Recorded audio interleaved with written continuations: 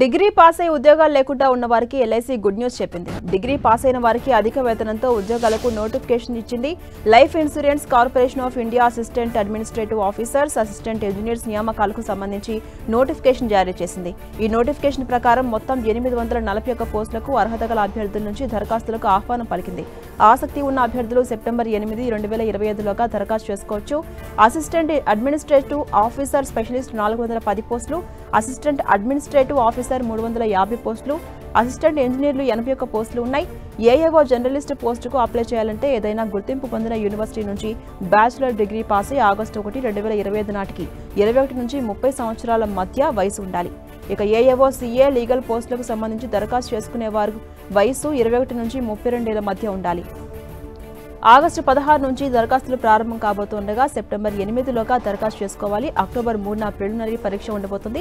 November 8న mains exam ఉంటుంది. ఉద్యోగ ఎంపిక విధానం ప్రిలిమినరీ పరీక్ష, మెయిన్ ఇంటర్వ్యూ, మెడికల్ ఎగ్జామినేషన్ల ఆధారంగా ఉంటుంది. సెలెక్ట్ అయిన వారికి జీతం నెలకు 88,000 నుంచి 1,70,000 వరకు ఉంటుంది. ఇతర అలవెన్స్లు కూడా ఉంటాయి.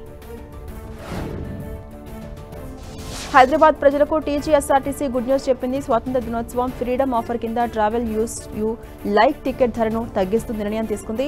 పరిమిత కాలం వరకు మాత్రమే ఈ తగ్గింపు ధర అందుబాటులో ఉంటుంది. ఈ నెల 15 నుంచి 31 వరకు తగ్గింపు ధరలు అందుబాటులో ఉంటాయని సంబంధించిన అధికారులు పేర్కొన్నారు. మెట్రో డీలక్స్ బస్సులతో పాటు సిటీ ఆర్డినరీ, మెట్రో ఎక్స్ప్రెస్ బస్సుల్లో 24 గంటల పాటు ఈ టికెట్స్ ను కొనుగోలు చేసే సౌకర్యాన్ని కల్పించారు అధికారులు. పెద్దలకు ఇంతకు ముందు టికెట్ ధర ₹150 కాగా ఆఫర్ కింద ₹130 తగ్గించారు. ఇక మహిళలు, సీనియర్ సిటిజన్స్ కు ఇంతకు ముందు ₹120 ఉన్న టికెట్ ధర ₹110 తగ్గించారు. పిల్లలకు ₹100 ఉండగా 90కి సవరించారు. తెలంగాణలోని ఇంజనీరింగ్ కాలేజీలో బీటెక్, బీఈ మొదటి సంవత్సరం మేనేజ్మెంట్ కోటా సీట్ల అడ్మిషన్ల గడువును ఈ నెల 25 వరకు పొడిగించినట్టుగా తెలంగాణ ఉన్నత విద్యా మండలి ప్రకటించింది. భారీ వర్షాల కారణంగా విద్యార్థులు, తల్లిదండ్రుల విజ్ఞప్తి మేరకు ఈ నిర్ణయం తీసుకున్నట్టుగా మండలి పేర్కొంది. ఈ నెల 18 వరకు మేనేజ్మెంట్ కోటా సీట్లకు సంబంధించి అడ్మిషన్ల గడువు ఉండగా ప్రస్తుతం ఈ గడువును ఆగస్టు 25 వరకు పొడిగించారు అధికారులు. అడ్మిషన్ల ప్రక్రియ పూర్తయిన తర్వాత బి కేటగిరీ కింద ప్రవేశం పొందిన విద్యార్థుల జాబితాను ఈ నెల 30లోగా కౌన్సిల్కు సమర్పించాలని కళాశాలలకు ఆదేశాలు జారీ చేసింది. ఈ నిర్ణయంతో వర్షాల వల్ల ఇబ్బందులు పడుతున్నటువంటి విద్యార్థులకు, కళాశాలలకు కొంత ఊరట లభించినట్టయింది.